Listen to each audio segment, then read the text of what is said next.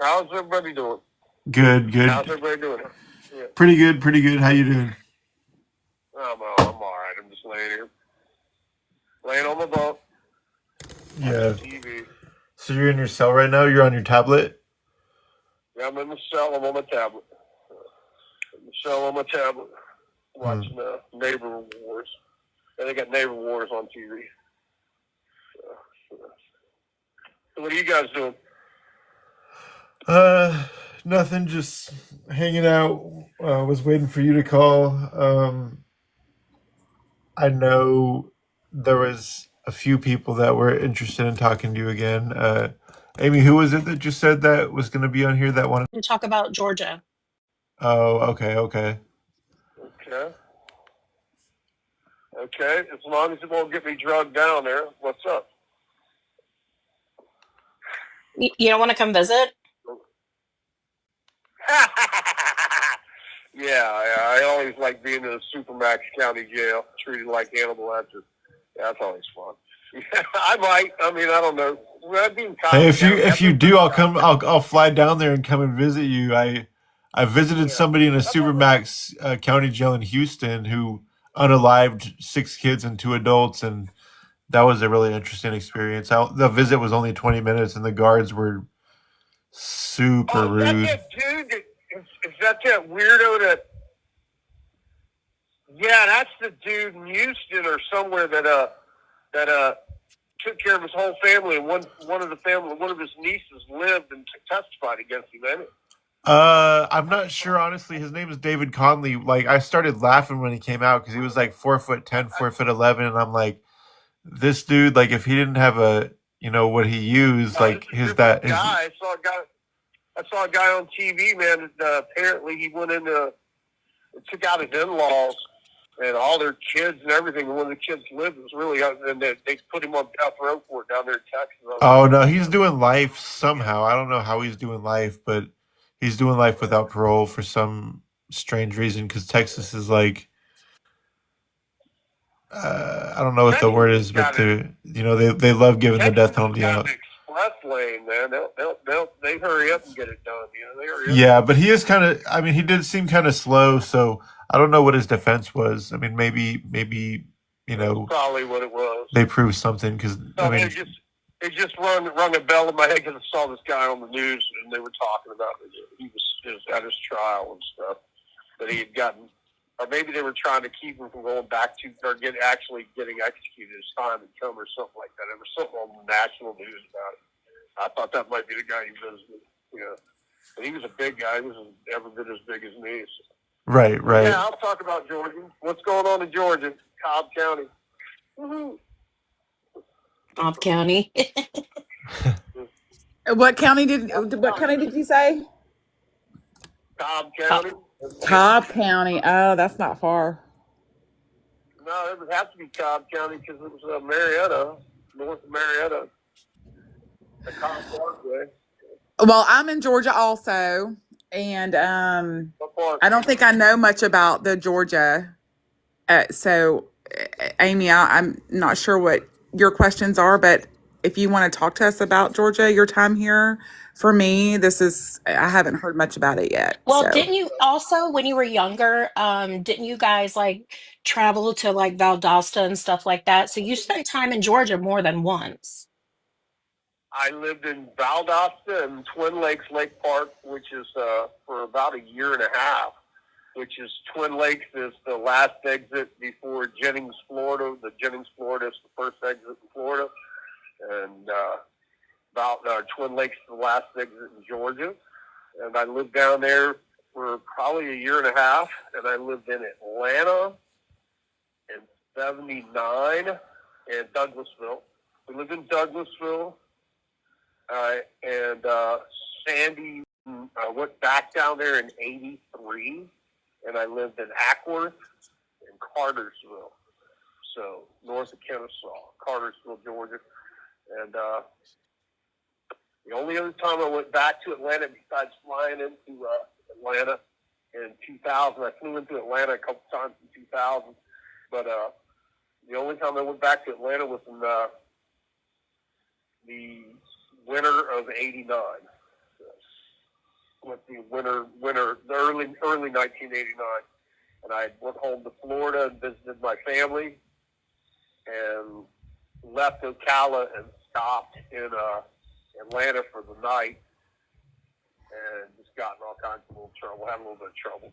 You know, was in a bad mood, stuff like that. So ended up in trouble. Ended up with partying with some people I probably shouldn't have been partying with, and ended up, you know, somebody ended up going to sleep. Let's put it like that.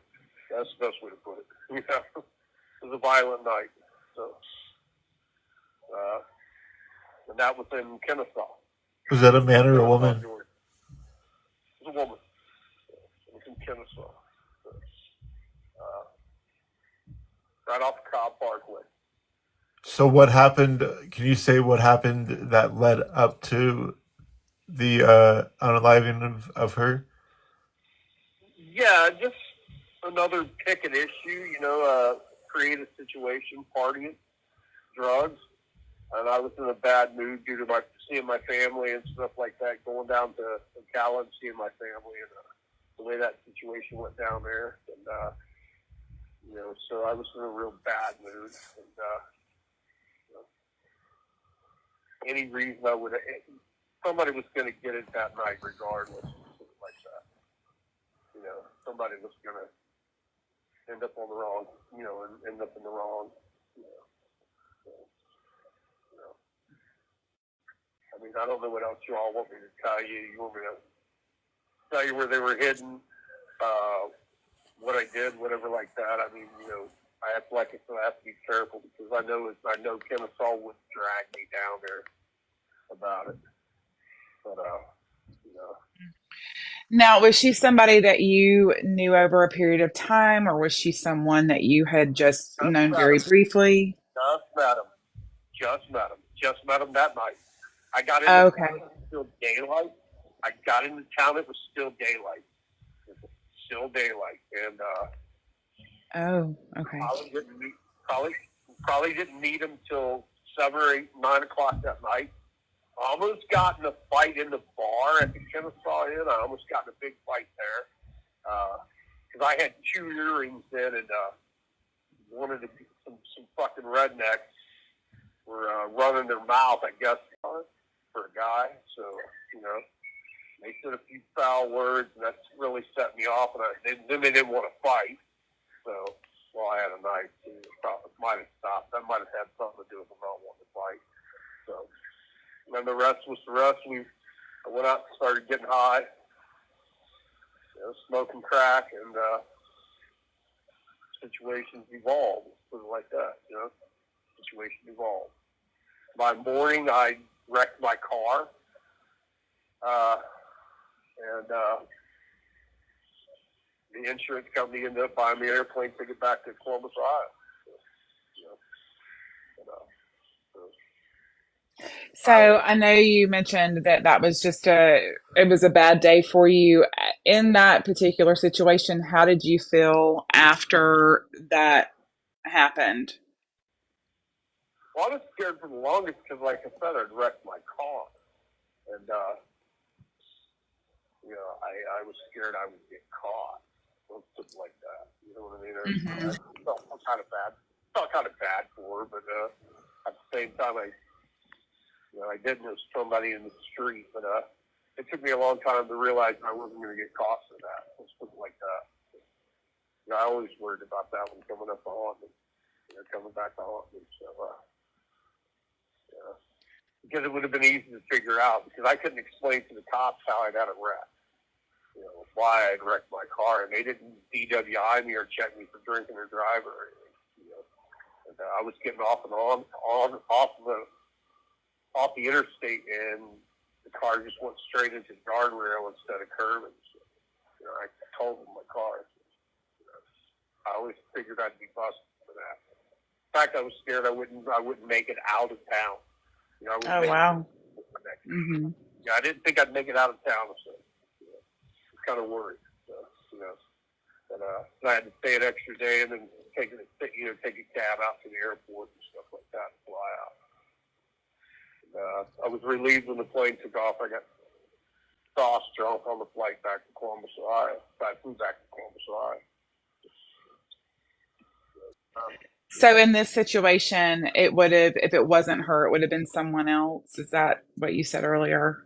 Yeah, yeah, it could have been. It would have been the right next to the bar if they'd taken to the parking lot. One of them would have got stabbed to death. That's just, well, you get the point. They would have, something was going to happen. I was looking. The trouble was I'd been down there with my family, and that, it was really set me off. So I drove up there, and I shouldn't have even stopped in Atlanta because it's only 18 hours from Ocala to Columbus, Ohio.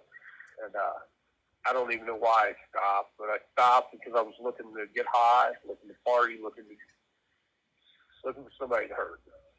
That's the best way to put it. I was looking for somebody to hurt. So someone wanted to ask, when you had put people to sleep, did you always typically leave the area relatively fast? That was a question from one of our commenters. Nah. The ones that happened in Columbus and are around me, some of them were relatively fast. There was one down north of Cincinnati that was relatively fast. I left that night, but because I'm not from that area. But no, not always. Okay. The ones depends. It depends. But Mm-hmm. they're generally people I don't know. Or I don't have a lot of ties to. If you have ties to a person, you're going to get busted. You can't just do a lot to people that you have ties to. Mm-hmm. Was that the only one in Georgia that you put to sleep, or were there others? That's the only one. That's the only one in Georgia. Okay. So, Were there any other situations in all of this time that you had situations similar to the one in Georgia in other places where you might have just met them that first time and had a really bad, it was just a bad day? And yeah, that was most of 1989. Most of the ones in 1989 were just bad days. okay. They were me searching for someone to hurt, something like that. I set the situations up. I know for a fact now, as I look back on it, things weren't random. I allowed the situations to develop. Mm-hmm. I wanted them to underestimate you. And if you act like that, somebody will underestimate you. And then when they underestimate you, and that tricks my trigger, and I get to go off on them. You know what I mean? Like even the one in Columbus with the... You have 1 minute remaining. Or the 3 teenagers. I was 23. They were teenagers, but even that one was, I knew not to go in the basement of that house. I knew it was out of place. I knew something was wrong, and that just fed the monster, fed what I wanted to. I wanted them to underestimate me to be able to come out on top. I'll call you all right back. Okay. All right. So you said 1989 was that year pretty much where you were... That was a big year. That was when I did most of my dirty work. Let's put it like that. I did a lot. I did How many would you say in 89? In 89, the ones that I know for certain, it's in the teens. In 88, 89, it would put me into the teens, round 16, and then the other 5 and 6 came over the years afterwards. Because everything slowed down after that. After my second time going to prison, everything slowed down. Everything slowed down. I was a lot more cautious. A lot more cautious after that. I tried to understand what was going on. I realized I was lucky to be out. And plus DNA had come on scene. I was really worried that the past was going to catch up with me anyways. Mm-hmm. Yeah, I remember us talking about that before. Do you remember all of the states in 89? Yeah, mostly Ohio. And how many were in each state? Just the one in Georgia. The rest would have been in Ohio. The one prior to that in Florida. What about Kentucky? Nothing in Kentucky until after 2000. So 2004. Okay. So the one in Georgia, the one in Florida, and then about 14 in Ohio. In Ohio, Mm. a lot. So that was I acted a bit of a fool. I had it so bad at one time I couldn't go in a certain neighborhood without them. I had a ball in that neighborhood. You know, and, you know, that's, and I thought professional. Get a job, stop. Because most of 1989, I didn't keep a job. I didn't stay busy. I was doing a lot of substances. And it was rough. Let's put it like So, that. Otto, I do have a question, and this is going to be probably a question that not many other people might ask you. But Okay. what was your most exhilarating unaliving that you remember feeling the most like relief from at this? What was? Can you repeat that for me, Andrew? What was the Remember? most exciting feeling you got from Yeah, like unaliving, right?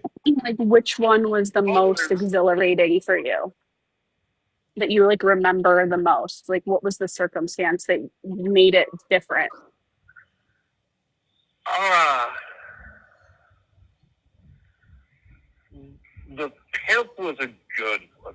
Yeah, because he just had the look. The look was just exciting. Just I don't know. For me, the most exciting thing about any of them is when they realize,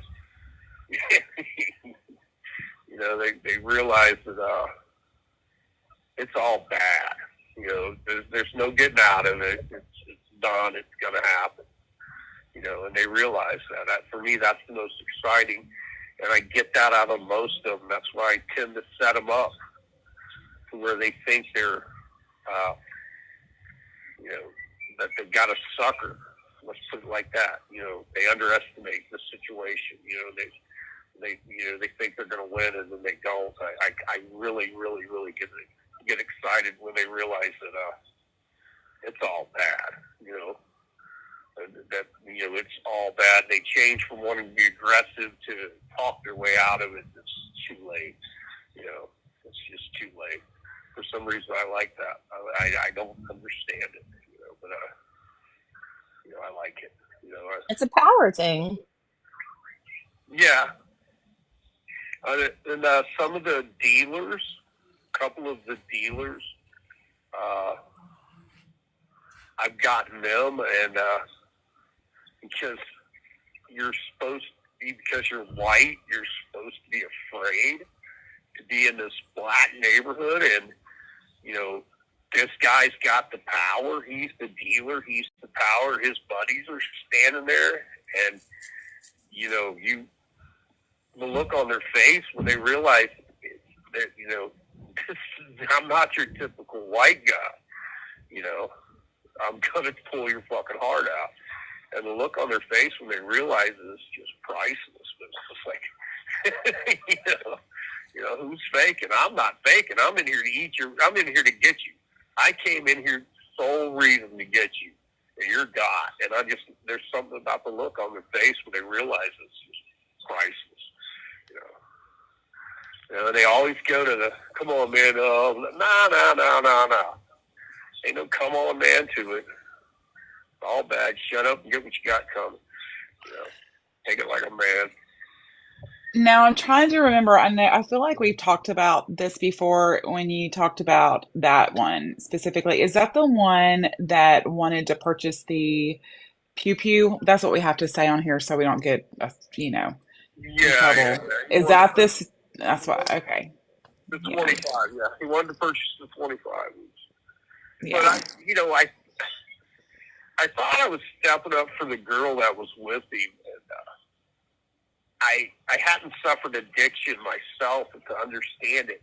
that she was an addict, so naturally she would place herself in whatever position got her high.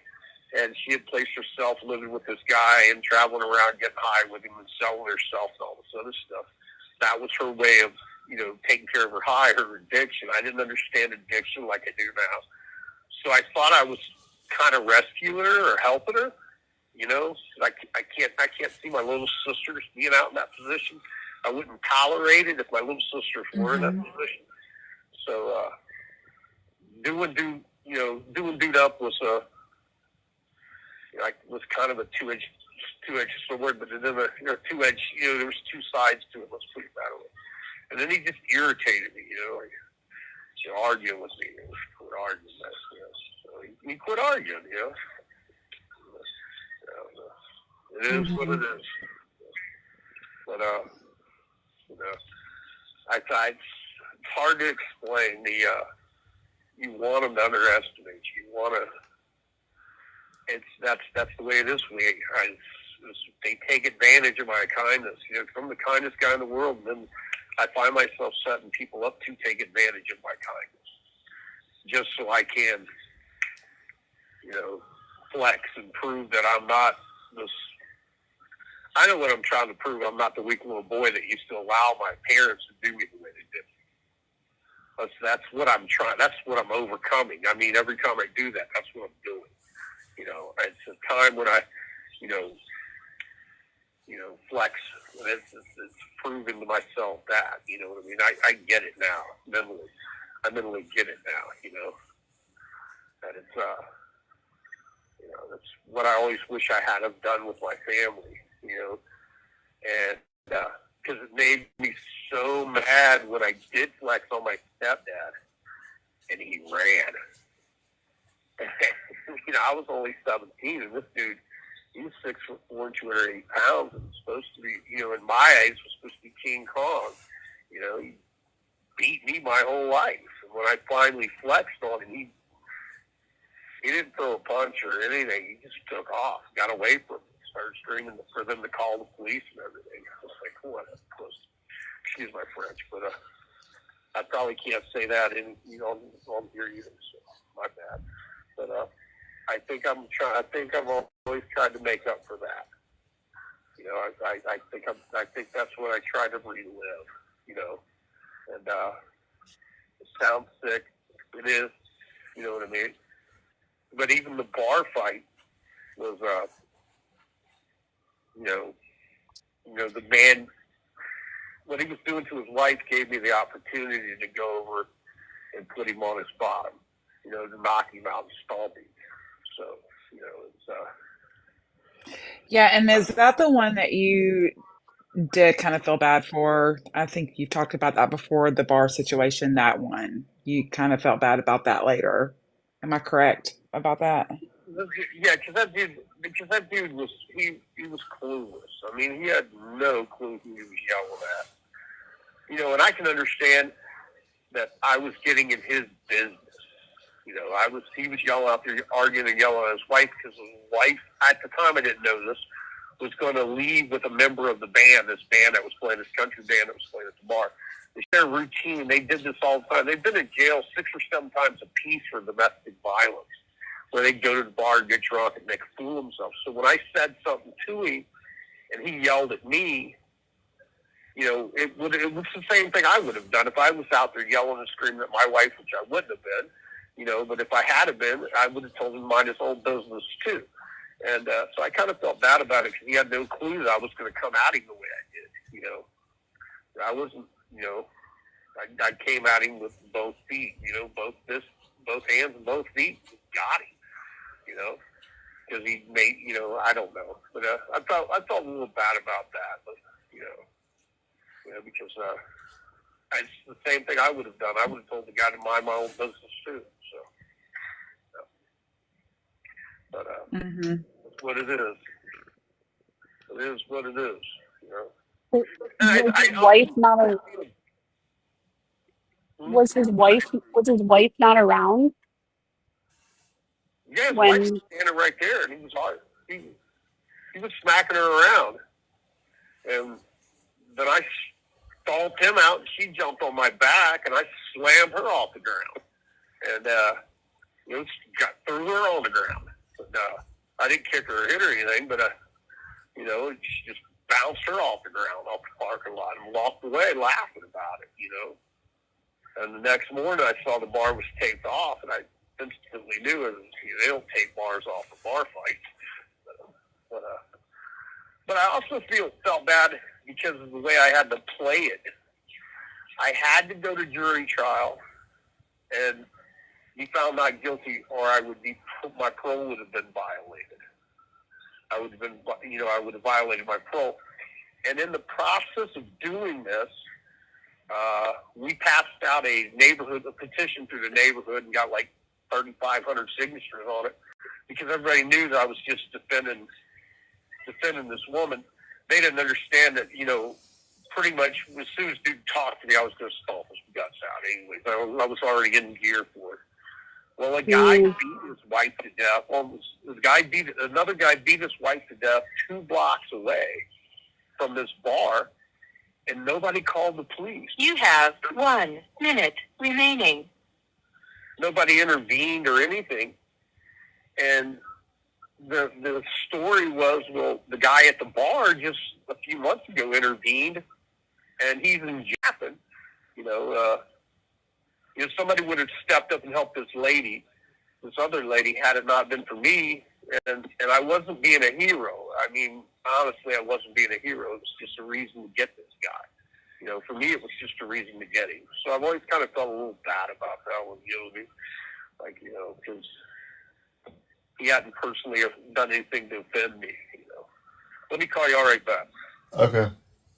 Yeah, that one there, just, I don't know. I kind of feel like, that guy was way outmatched, and he didn't have any clue what was coming.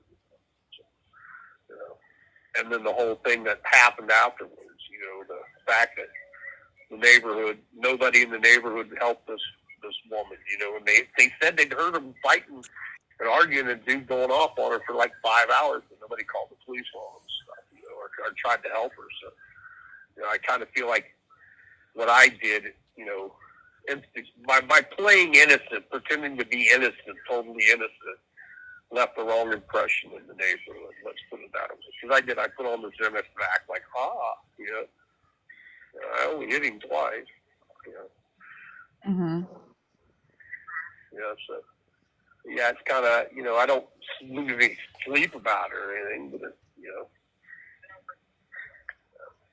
he personally, I don't know.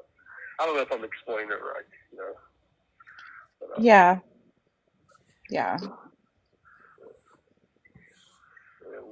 When literally a block and a half down the street, that they shouldn't violate my parole from stepping in to save this lady, that led to the neighbors not doing anything to save this other person. Oh, yeah. Wow. It's kind of sad, but because I was playing the innocent role, like, I didn't do anything wrong, when the truth of the matter was, I was drunk and brewing for a fight anyway, so, there it is. I can't drink. I mean, literally, I cannot drink. I will get in a fight. I will do something I shouldn't do. I lose all sense of control about it,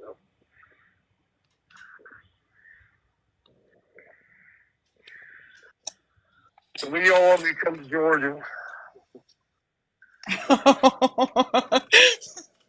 Yeah, come visit. The funny thing is, Kennesaw cops know all about me. They know all about me. They have been in contact with my ex-parole officer, all that stuff, and they just, I don't know. I mean, for whatever reason, they just let it go. You know what I mean? So it is what it is. I don't know. It may be one of those things where I'm just doing so much time that no prosecutor feels it's worth doing anything about it. I don't know. But my ex-parole officer, Dan Van Boris, he's called a few police departments for me and stuff like that. So, and tried to get, work things out. He's investigated a few of these things, but it is what it is. So, what else you want to know about? Otto, are you afraid of getting the death penalty one day, possibly with some of these unsolved cases? Nah. I tried to get the death penalty on Kathy Barnett, and they gave me this liberal, bleeding heart lawyers. They held the case up for 7 years, man. I mean, I'm not worried about the death penalty. I believe in the death penalty, so I played judge, jury, and all of that and more on over 20 people. That I actually, judged and was the jury and everything else. Now, if my foot gets caught in that trap, I can't cry, and I won't cry. You know what I mean? It is what it is. You know what I mean? What kind of man would I be if I got scared now? I'm not worried about the death penalty. It's not the death penalty. It's not going to death row. It's the dog and pony show. I hate cops. When they always, we solved this. You didn't solve a damn thing. You know what I mean? They want to march you on camera and say they solved we solved the 25-year-old crime. No, you didn't. You didn't solve anything. And then the county jails, they lock you in the most high security place they got. No TV, no phone, no nothing. They act like you're Hannibal Lecter. That's the dog and pony show I want to avoid. If I can avoid that, I don't care about death row. I really don't. I mean, honestly, it's if you live by the sword, you die by it. And I definitely live by it. And I will not be a coward about it.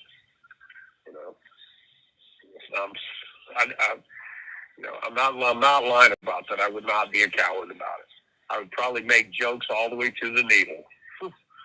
You know what I mean? I'd probably have jokes for them all the way to the needle. I don't bar that shit. Hey, can I ask a favor? Yeah. If that ever happens, can I be invited as your spiritual advisor? Yeah. Okay, I'll have you there. Please don't beat me with the Bible too much, please. Listen, I figured I had to shoot my shot. Yeah, repent.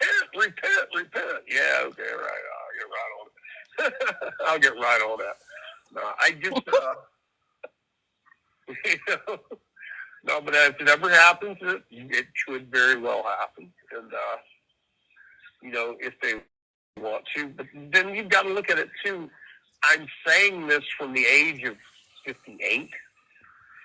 You add 10 years the quickest, you would think it would be if I called the police right now and confessed to it and went to death row and everything, you're looking at 10 years. The fastest, 7 to 10 years. You know what I mean? So I'm saying it from a relatively comfortable position that I would die of natural causes before they get to it through my appeals. You know what I mean? Mm-hmm. It's pretty easy. It's pretty easy to brag and say I'm not scared of it, but I think everybody's scared to go. But I think everybody's worried about what comes next, or if anything comes next. And I know something. I believe something comes next. I know energy doesn't go away, and we're all energy. I'm just not real, sold on the Bible's version of events. So, it is what it is. So, and I don't mean to put Christians down or anything, but I just don't. I'm not really overly sold on it anymore. I grew up on it, and I never met anybody named Jesus in the times I needed him. I mean, he was never around. All that footprints in the sand, that's just a nice story. You know what I'm saying? I mean, it's never worked out. I mean, it is what it is. I mean, we live in a day and time now where we can get a virgin pregnant. Think about it.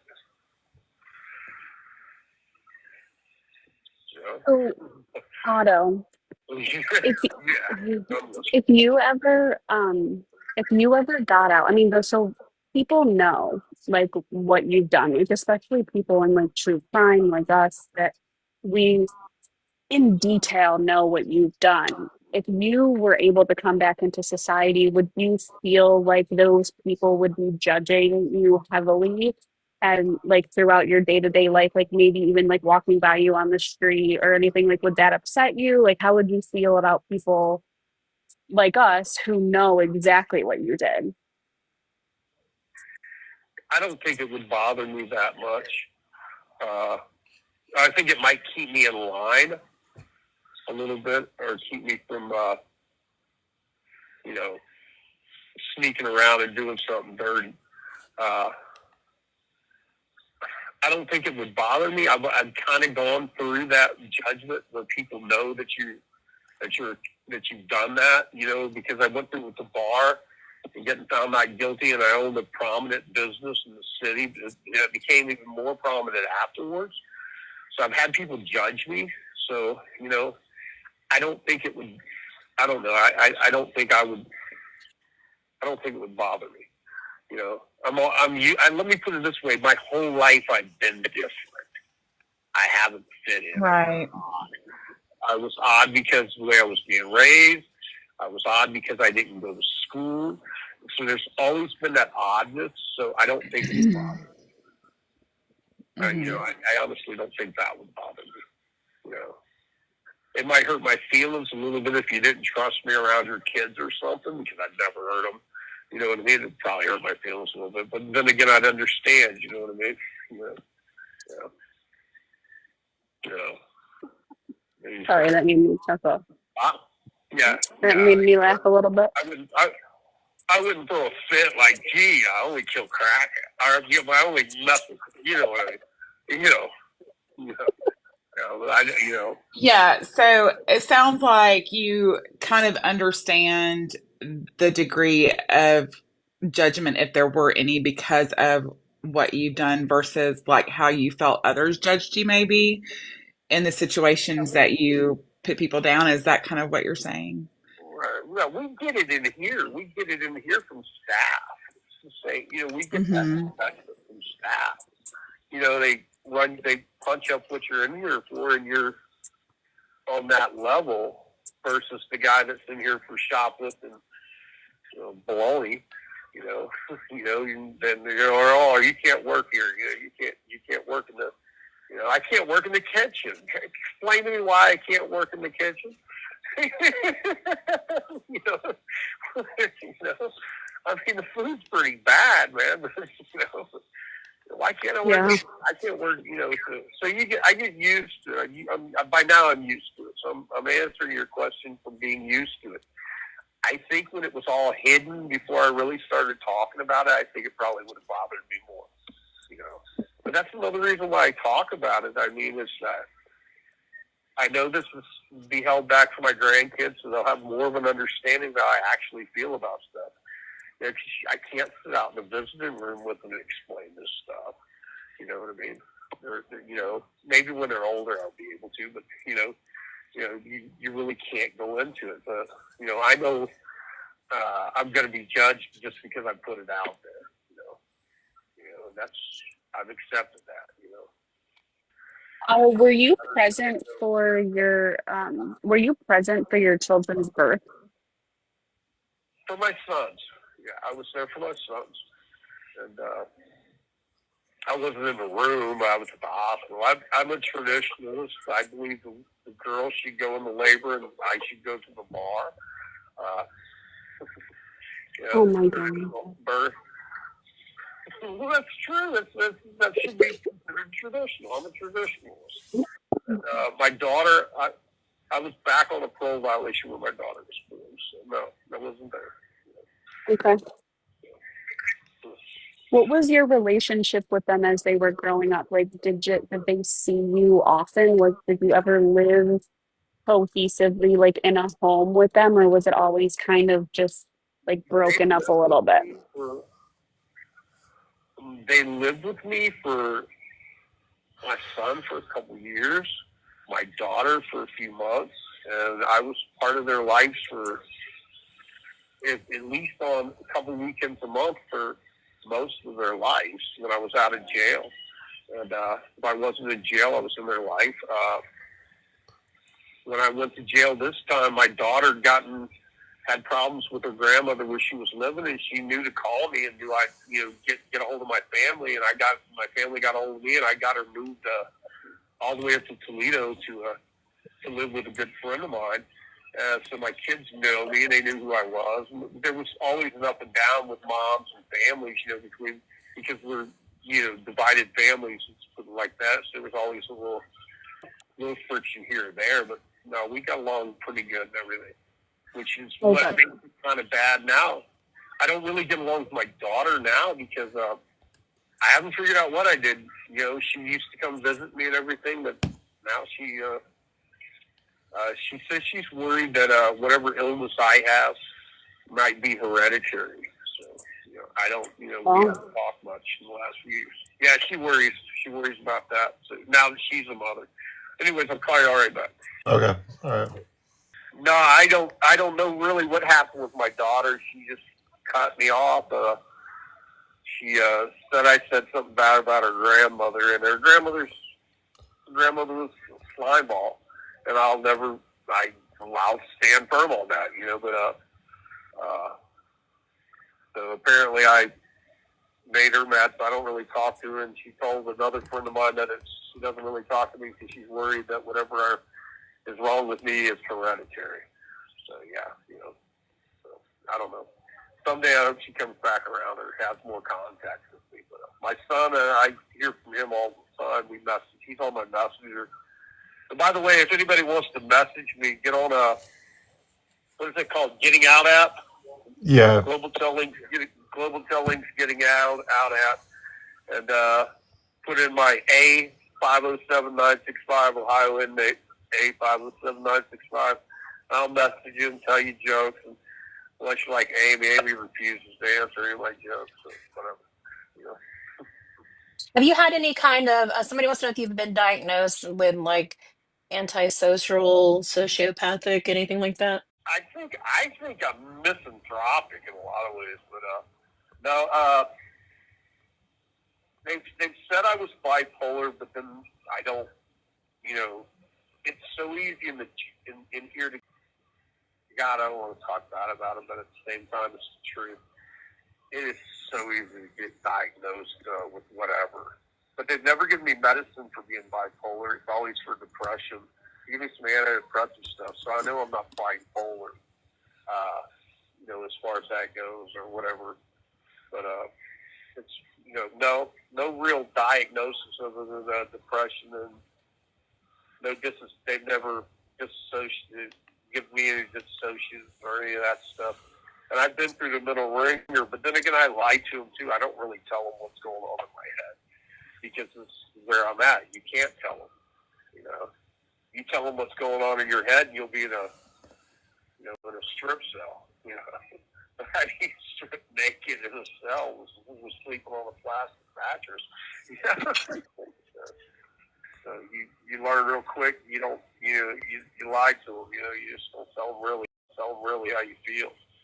And then again, too, the fact is I'm doing life, and it's really crazy to say, but if you are a lifer, you are at the back of the list for mental health treatment, for schooling, for recovery services, everything. I mean, they want to invest their energies in people that are going home. I guess I kind of understand it. You know what I mean? Yeah. Anything else?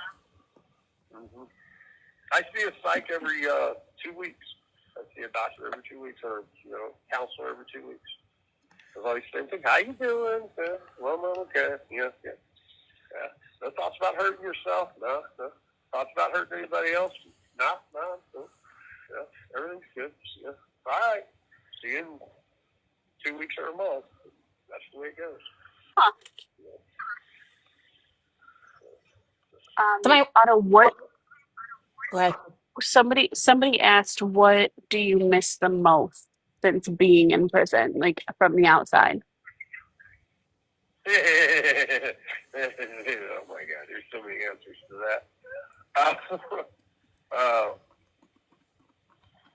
Well, naturally, it's like a close race between women and food, steak, meat, real meat. I think if I got out right now, I would probably stop and get a steak before I would find a woman. Yeah, so pretty much meat and food. Real meat. We don't get real meat anymore. It's turkey everything.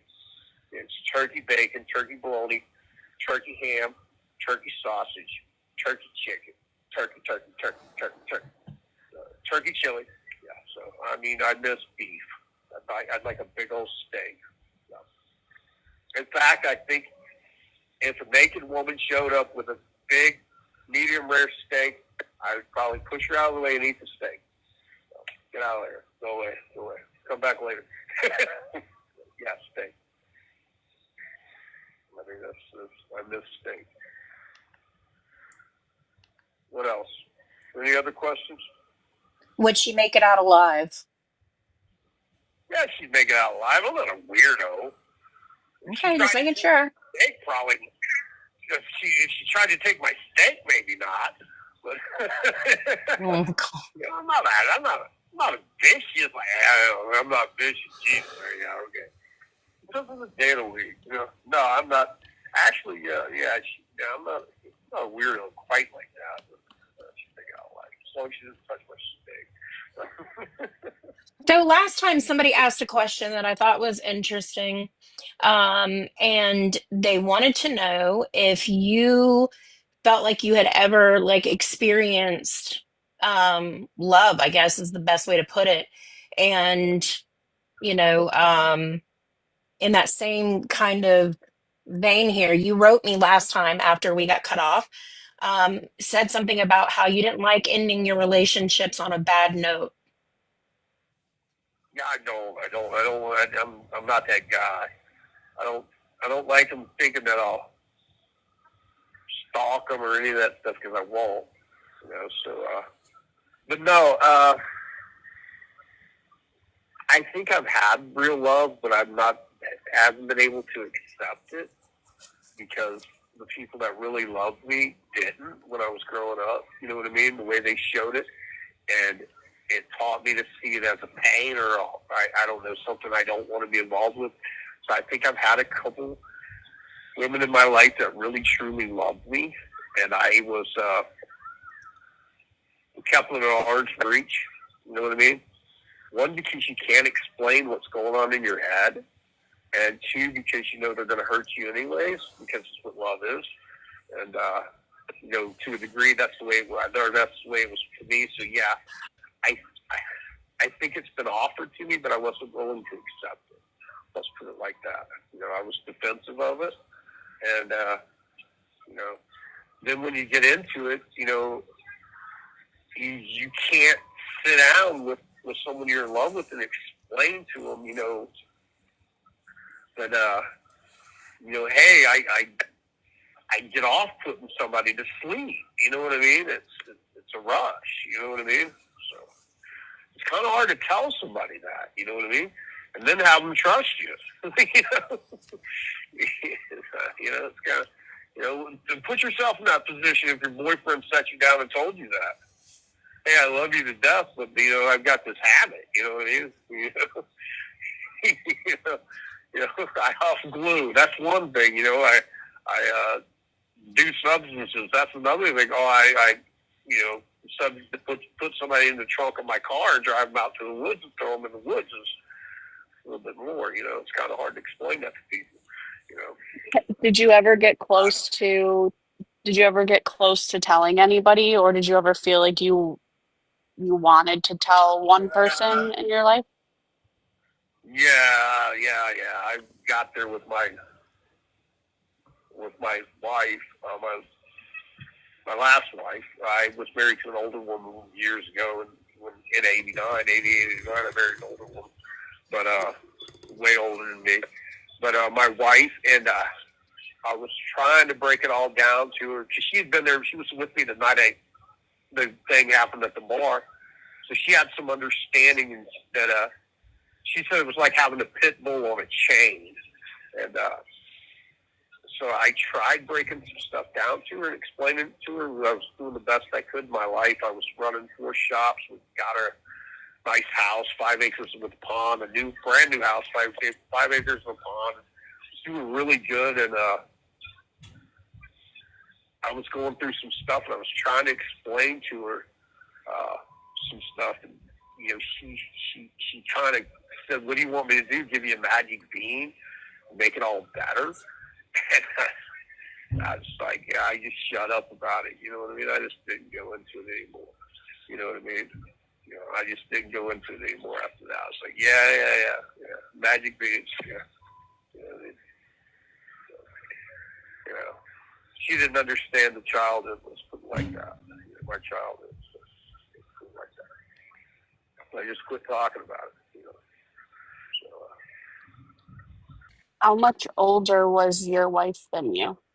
17 years. Yeah, 17. Oh, wow. Okay.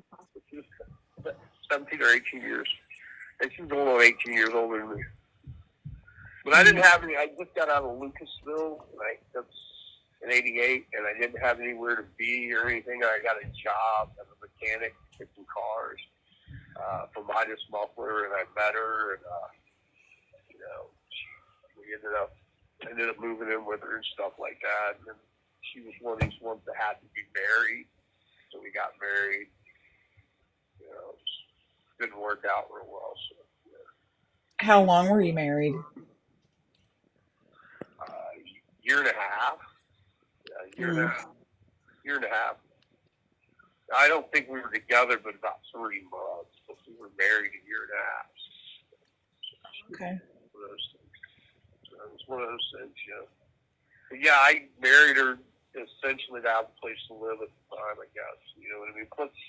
Plus, I mean, I wasn't really experienced in relationships or sexually or anything else. She was. So it was kind of, I went away right after I turned 18. I was no Romeo, or Lothario, or whatever you want to call it. So it was kind of wild to be with an older woman like that. She was. So I think there was a little bit of that, but I wouldn't have called it true love or anything. So. Yeah. That was then. And then my wife, I actually did love her. I tried really hard. But I also realized now that I picked a person that was so different from me that I probably could never please to make her happy no matter how good I did. And I think a lot of that goes back to that's the way I was raised. No matter what I did, no matter I was wrong. You know what I mean? I was always in the wrong. No matter how hard I worked, no matter what I brought home to the family, I was always wrong. I was always in trouble. And I think that's what I wanted, honestly. I think that's one of the reasons why it attracted me to her is I kind of knew I never lived up to her standards, And I didn't. And that gave me something to whine about, People are weird, man. People are weird if you really look back on your life and you look at the things you've done, and why you did them. And you're honest with yourself, Anything else? Somebody said, have you ever loved anybody? Have I ever what? Have you ever loved anyone? I believe. Oh, yeah, I did that once. That was a mistake. Won't happen again. Yeah, that feeling where you're not together and you can still feel where her head lays on your chest. Yeah, that won't ever happen again. Yeah, I'm cool. You have 1 minute remaining. Yeah, I did that. you did that and you're not ever doing it again. I don't know if I'll ever do it again, but it's like, yeah, I'm cool. That I miss you that much. I'm too emotionally ragged, man. It costs people when I get an emotional down funk. So I don't think it's right for me to be in love with anybody. Because if it breaks up, I go into emotional down funk, and somebody else pays the price. Or Several people paid a price. Mm. So let me call you right back. Okay. Hey, to finish that up, I mean, look at Dillingham and Barnett. You know, to finish that, what I was getting at up, I mean, I was going through a breakup. I was heading for a divorce. And, you know, to avoid being that guy that chased her down and did something totally, you know, asinine, I went out and did something totally asinine to other people. Oh, okay. Yeah. You know what I mean? It was the emotions there. I was going through it there. I, you know, feeling like a failure, you know. And, even though I knew it was So, best for us to break up. You know, even though I knew it was best for us to break up. I still felt, you know, so, so you yeah, took that well, you took that out on other people. yeah, I don't think it's really, you know, good for me to be in love. You know, Yeah. may not be bad for the girl. Might not be bad for the girl, and it's never been bad for the girl, but it's bad for somebody. You know, that Right. it's not fair. It's not fair. You know, it's not fair to people. You know, I'd like to be normal and find somebody to fall madly in love with and all that. You know, I'd like that, but I'm mentally ill. So Oh, I'll buy a dog if I ever get out. I'll give me a dog if I ever get out. Yeah, that's what it is. Dogs are good. dogs are So we good. have, I feel like we've asked this before, but someone in the chat had a question and they wanted to know if um, the victims could have said or done anything to change their fate. Is there anything that they could have done to change their fate once you picked them? You just, maybe that's what I tell myself whenever I have question what I was about to do, because it has come up when if you really look at it, it's like petty, you know. It's really petty what I'm allowing. I'm blowing this petty situation up into a situation where it's going to resolve in the ending of someone. And you have to, once you step so far, no matter what they say, you can't stop.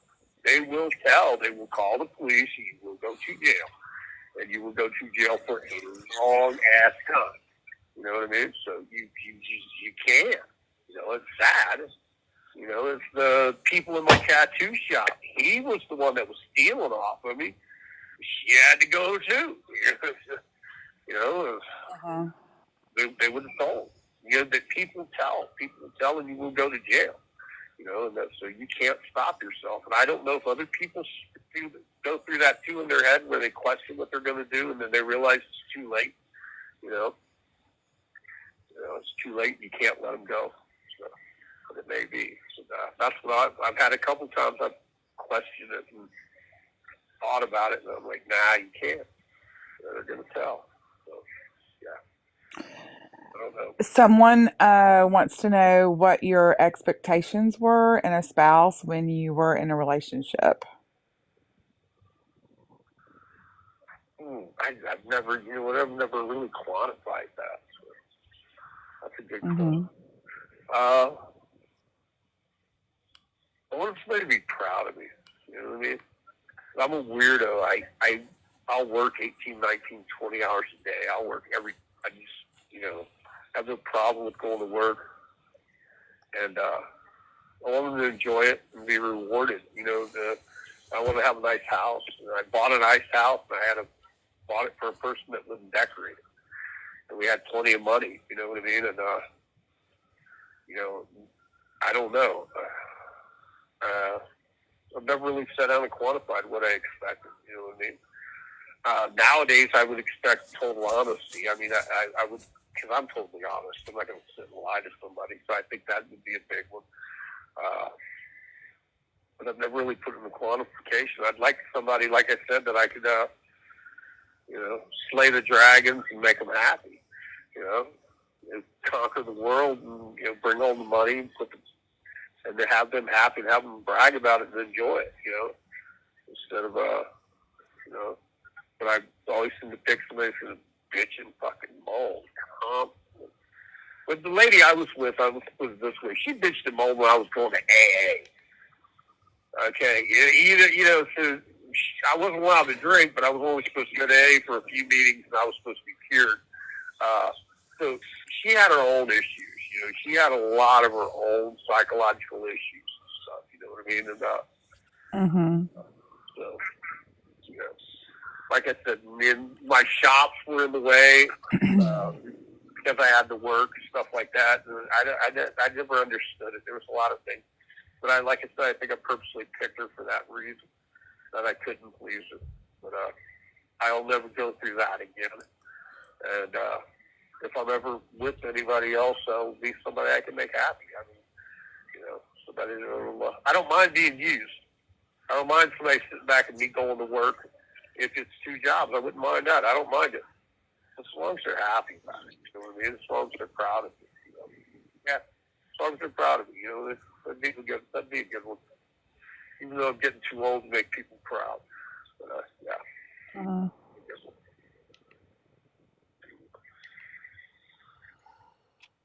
So last week when we were talking, we ended up getting cut off, and some people were also having issues with the connection. And I promised somebody who's in here that I would revisit the question of how there was 2 at one time. But don't be graphic like last time. The size of the building is the way there was 2 at one time. They were a couple, and she was still upstairs, which was basically the attic of my paint studio where I would do paintings. And she was up there, and he was all the way downstairs by the back door in a total of 11,000 square foot building. So it was all old elite law firm with 5 offices on the ground floor, big mezzanine area, and a large waiting room that went into what we used for a sterilization room with a mop sink and our sterilizers, and our autoclave and our ultrasonics and stuff like that. And then the very back, up another couple stairs, was the very back attic, which I used for painting, for a paint studio, for an art studio. So she was there, and he was all the way downstairs to the back door. And that's how that happened. That's how it was 2 for 1. I was able to take care of him, and go upstairs and take care of her. That's the way it happened. Did she know about the things that he had been doing, or did she not see it coming? I didn't Like, ask. you didn't ask? I didn't ask. I didn't Yeah. ask. I judged by her look on her face when she saw me. She was kind of itchy, kind of sketchy about things. I judged she kind of did, because she was acting kind of. And once he was tied up, had the cord from the fan tied around his neck. It was a broken fan. The stand it was on it broke. And one of them cheap ones you buy at the dollar store for $15 on the stand. And once the stand got broke, we were going to throw it away. And once the cord was wrapped around his neck and one of the feet off the stand was used to crank the cord tight, I just immediately went straight upstairs, and took care of business. You can't just, how are you going to put him in the bed of the truck and not put her? You got to put them both in the bed of the truck. They both got to go. It is what it is. Had she called me at my house, and told me that her goofball ass old man had done that, then neither one of them probably would have went. But I walked in blind and saw what they'd done and felt so just, I don't know, disrespected, because I've really tried to help these people. Here we go. Yeah, I remember you saying that you had tried to help them, and it was betrayal. You felt betrayed. It was like 3 degrees outside. They didn't have nowhere to be. And, here we were feeding them and taking care of them, and we're, trying to help them out and everything. Well, I guess they're loved, So I bitched them all a little bit about the safe, and I guess I tried to get the safe. That's all. That's it. It is what it is. And this is the one where you were very careful about the scene. Oh yeah, at the back door, because I had to be. I was downtown Bowling Green, Ohio. But the back parking lot was pretty secluded. But once I backed the truck up to the back door, nobody could really see. I threw them and then threw bags of garbage on top of them. Because we didn't have a dumpster out back in Bowling Green. We had dumpsters in Toledo and Defiance, but we didn't have a dumpster in Bowling Green. There was nowhere to put it back there. So I would just take the garbage home normally and burn it in a burn pit. I had, like I said, 5 acres, little pond and a burn pit. And I lived 10 miles from Bowling Green out in the country. And I would normally just take the garbage home and burn the burn pit. But, so it wasn't unusual for me to have a truck, have 3 or 4 days of bags of garbage, basically paper towels and ink caps and stuff, and sterile wrappers, 5 or 6, 10 bags. It is what it is. So somebody asked if you have like an adrenaline rush when talking about these things. Not really. It's the ones you don't talk about, you still give an adrenaline rush off of. Once you give them away, man, it's like you don't own them anymore. It's kind of weird, the rush goes away. You don't own them anymore. It's really weird. It's kind of hard to say that, but you'll get a little rush when you think about them. But once you give them up, it's over with. It's weird. It's really weird. It's like, for me anyways, like, just another. So it's the secret. So you're right. Yeah. There's kind of a weirdo. I guess I'm a weirdo, man, but there's kind of something about it being secret. Like, you have no clue. And a weird thing, I can't go to haunted houses. It's kind of weird, like haunted houses. I can't do it. I want to kill everything in the damn building. I just God. not do it. I shouldn't be that. I shouldn't be afraid of any of that, and I'm not. I know these are human beings. You know what I mean? I've been in prison riots. I'm vicious. I think it's because I know how easy it is to do something vicious to somebody. You know what I mean? I don't know. I freak out at them. I just can't do it. So, call me a weirdo. So, I could probably do. let's have a question that Gianna, I got you on the, people probably won't ask. So, last week we talked and you told me to make myself feel better, go on a live somebody. Or I think it was something, but anyhow, so my question is, how did you feel before and how did you feel after? What was that question again? I'm going to have to dial right back.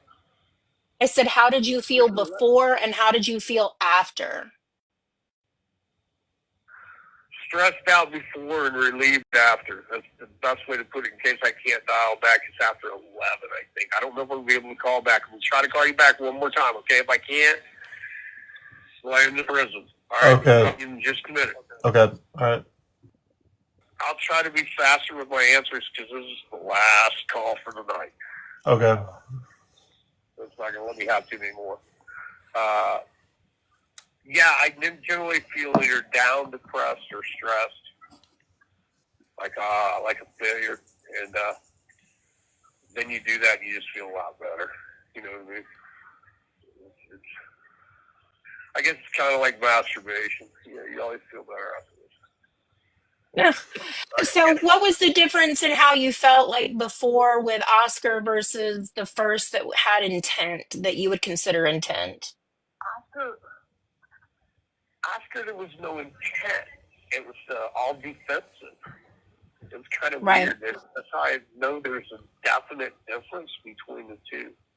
And there's a definite difference between the two. I didn't rage out. I didn't, you know, I didn't rage out. I like to rage. I just, yeah, you know, I like that. And so there's a massive difference, you know what I mean? Oscar brought the trouble to me, and I just ended up winning, you know, if you want to put it like that, and if you want to call that a win. But then when you decide to do it, it's you know, it's a totally different feeling. You know, there's nothing accidental about it. You know, like this motherfucker, excuse my French, this mother thinks you know, I'm soft or whatever. You know what I mean? There's no clue what's about to happen. You know, there's no clue. I've got teeth about 6 inches long. You know, and I'm gonna jump on it. It is what it is. It's kind of weird. So how premeditated would you say they were? Pretty premeditated. I'll let them Like off. the act itself or the individuals or both? Like it was a mixture. The individuals are random, generally random. Okay. People that you can't, yeah, that people that you meet in the street, partying, you know, doing substances, stuff like that. People who live that life. You know what I mean? So it's not like premeditated where I was like plotting on the nun that where I walks up and down the street or something, I snatch her up and kill her. That's, you know, it's nothing like that. You know, but these are people in the street because they make themselves available to the problem, and you can always guarantee that they're going to try to get over on you. So it has to be premeditated because I'm picking people that I know will attempt to get over on me. It's just so simple. You know what I mean? And you lay the product out there, the substance out there in front of them, and they will take advantage of it being laid out there and not being watched very well. You know what I mean? Were they usually people that you had just recently met versus like people you knew? Yeah, they're always people. Yeah, that's the best way to get away with it. You can't have the connections. You know what I mean? The ties, like the people in Bowling Green. You know, easily at my shop, I could have gotten caught with because people knew I knew them. You know what I mean? But they weren't from town, so they weren't going to be missed. You know, there was no one in town but the people at my shop to miss them. You know, and I'm sorry. Go ahead. Go ahead. Go ahead. I don't want to eat up all the time. No, I was going to say, so in 89, would you say that most of the time you woke up and chose violence those days and it just, you were going to do it? It was just bad luck for the people you chose for the most part. Yeah. It's like the Fluffy Tillery, Melissa Tillery. I knew she was not taking me to a place where I could buy substances. She was taking me to the basement of an abandoned house. I knew that I was dressed. I was dressed pretty nice, so I knew that there was somebody in that basement besides her. You know what I mean? And I went down there anyways. You know what I mean? I didn't care who was in that basement. Somebody or all of them was getting smashed out, and you know. And those were the teenagers, right? The boys, Yeah. the teenage boys. Yeah, they're lucky they got out of that basement, to be honest with you. I mean, because I was going at them hard. But I came around the corner of the doorway and I knew instantly it was a setup. That's what it was. It was a setup to, you know, rob me. And, you know, they invited a wolf that's the way I've always looked at it. They invited the wolf in, you know what I mean? They had no clue. You know, I was dressed up pretty nice, too. I used to dress real nice. I didn't look like I was using or anything like that much or anything, or like I was a street person. So I think she misread the signs, you know, misread and brought trouble to that. I wasn't going to be an easy victim. Let's put it that way, you know. So it is what it is. But yeah, there's a big psychological difference between Oscar and those. You know, and then you get into like it feels good to do that. You know, it feels good to do that. It's almost like you're hunting.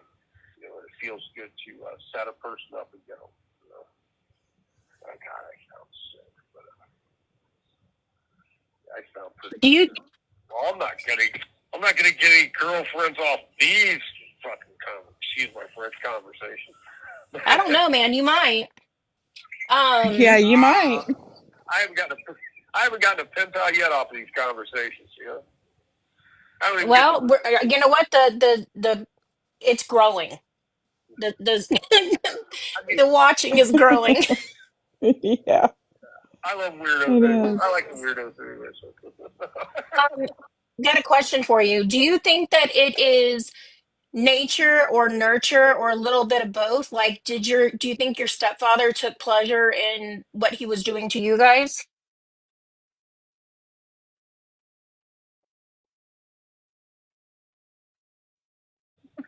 I grew up learning to slaughter pigs and cows and chickens and to handle death that way, and then you translate it into the thoroughbred horses and the animals and stuff like that. And you know, death has always been a part of my life. Because I was the kid whose father died when he was 4 days old. I mean, that's how I was introduced for a long, long time. And so I think that a lot of it is mostly the way I was raised, not due to my personal nature. You know what I mean? So. Yeah. Hey, what's your inmate number so people or your DOC number so people can write? It's Ohio inmate A 507965. All right, I'm putting that in the chat. A 507-695. 965. Oh, 965. Okay. Yeah. And tell them to sign up, get on my messenger app. I'll send them little messages and goofy ass jokes. We'll talk and all that good shit. I don't need money or none of that stuff. I'm all right. I'm cool. I managed to take care of myself pretty good. So, yeah. So I'll be all right. If I get in trouble, I need some money, I'll just shoot a tattoo or paint a painting or something. So I was going to ask if you still do art. Yeah, I still do. I just I haven't gotten into the to doing it for fame as far as like Gacy did it or anybody like that. As far as offer paintings. Andrew, what? Who? Andrew Some keeps guys pausing. sell their art online because of their history, and I haven't gotten into doing that yet. You know. So. Well, I was just going to tell you my birthday is March 10th, so. March 10th. Mm-hmm. 7 days before St. Patty's Day. Yep. Okay, well, I have no way to. Okay, that's good to know. March 10th. Yep. March 10th. So, did we already ask him about somebody? Did we already ask him this question? How does he feel about people who idolize or romanticize over him? Did we No, we already did ask not. that? Okay. What's Did you hear that, Otto? No, I can barely. What was it? How do you feel about people that idolize or romanticize you? Is that right? Yes. Okay, yeah. I get it. I mean, I get it because they might be stuck in a world where they can't, where they have where they're unable to get up the gumption to do what I did. You know what I mean? I get it. You know what I mean? So I mean, I kind of get it. You know what I mean? So I don't feel bad about them. I don't think they're necessarily sick. I think we all idolize, or fantasize about what we're not, or fantasize about what's different than us. We always look up to, So I get it. I understand. I just think there's something in them that maybe they're wishing they could strike out against, and they just can't. You know what I mean? So, yeah. I don't feel bad about them. I don't feel bad about anybody. Another person does, because who am I to judge? I'm pretty whacked out for right now too. You know what I mean? Did you, somebody asked, would you put someone down if you were sober? Yeah. During that time, were there some that you were sober when it happened? Yeah. Yeah. Yeah. Oh yeah. Oh yeah. Yeah. I've been sober for more than 50%, and that's Oh when I wow, say okay. sober. I mean, only one of us ever drunk for, and maybe the rest. There are over 50% of them I was sober. There was a long period of time I didn't use any drugs, any illicit drugs at all, because I'd watch my mom and them do them, and I was just really kind of almost anti-drugs. So, so there's a good 50% of them I was stone cold sober, you know. So, yeah. So it just, I stumbled into that crowd and realized that crowd with the drug dealers would be little white guys and expect them to just accept whatever. And yeah, I wasn't that guy. You know what I mean? You know, I didn't bar smacking with them upside the head with a pipe and dragging them around, and building and beating them half to death. You know, so in fact, I enjoyed it. So it was what it was. So, yeah, yeah, I think that was a high for a long time. Through the late '80s, that was a high. You know, that's how I got high. God, I felt sick. You know? Somebody said, do you consider yourself a product of fate, circumstances, or personal choice? Personal choice, fate, and personal choice. I think, like I've said over and over again, in '83, had I not lost my relationship with my therapist, and I went ahead and developed my personal choices after that, would have been far different. You know, fade up to that point. There is a point where you realize that you see the world differently. After that, you're responsible for everything you do.